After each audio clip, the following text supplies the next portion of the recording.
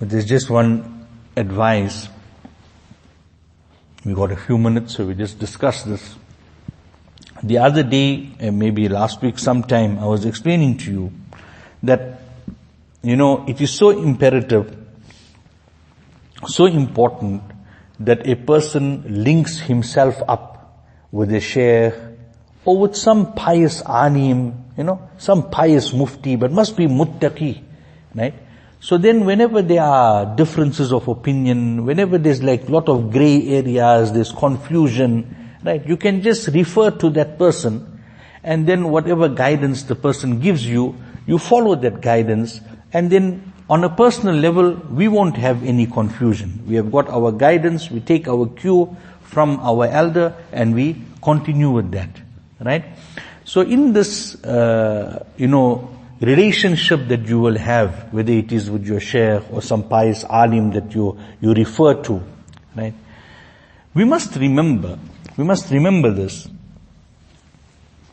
that when it comes to all matters of our lives, we must refer to our mashayikh. Now some people say that no, if it is a medical matter, you must refer to the doctor. If it is a legal matter, you must refer to the lawyer. If it is a financial matter, then you must refer to the accountant, the bookkeeper, or the financial advisor, right? If it is a problem with your motor car, you must refer to your mechanic, right? So what they are saying is true.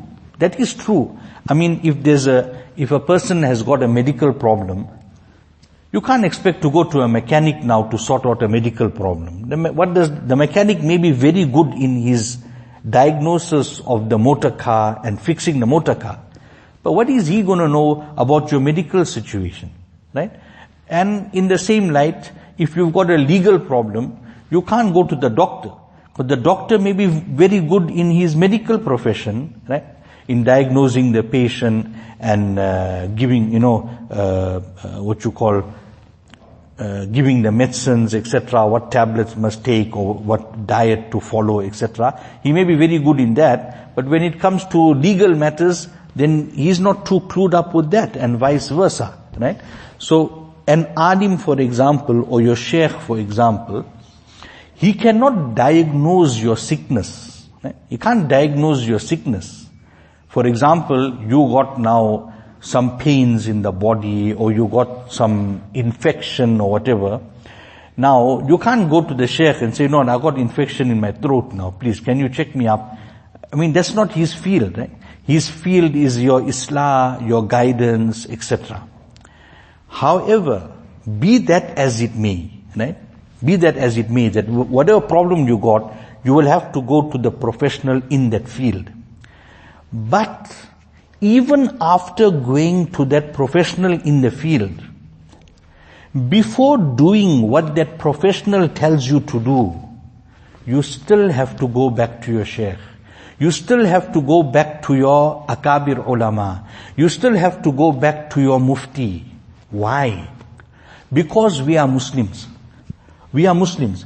In everything, we need our guidance from the Quran, the Kalamullah, and the Sunnah of Habib Pak sallallahu alaihi wasallam.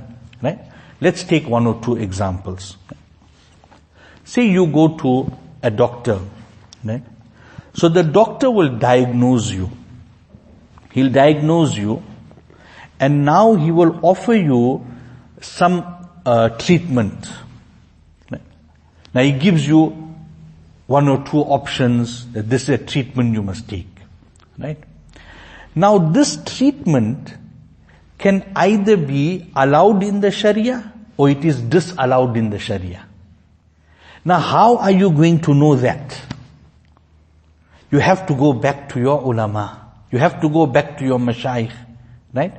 Sometimes the treatment that the doctor wants you to do, it is actually making you go against tawakkul. It's making you make ghulu in the means.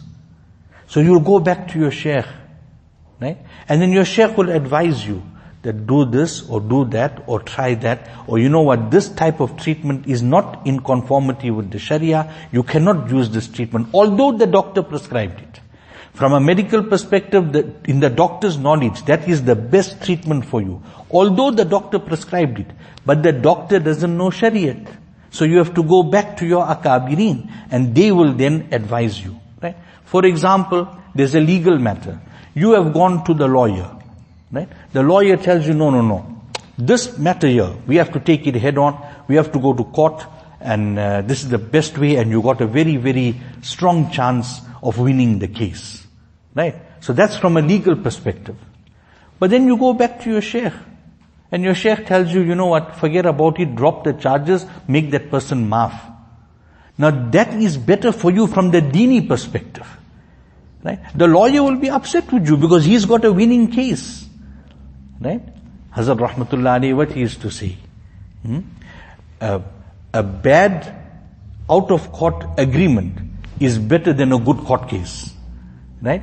Nabi Kareem sallallahu alaihi wasallam taught us to forgive, to forget. Right? So your sheikh will give you that advice. You go to the financial advisor, you got a problem now in the business or whatever, you go to your financial, you say, hey, you know what? You have to take these measures, you have to do that, you have to do this, and go to the bank, go to OD or whatever. Now you go back to your sheikh.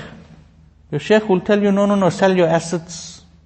Sell 1-2 of those assets, pay off the debts, do that, close the shop up, or whatever advice he'll give you which is within the parameters of the Sharia. Right? From the knowledge of the accountant or the financial advisor, he'll say you're making a blunder. Right? But if you follow the advice that person is giving you, you're making a blunder with regards to your deen.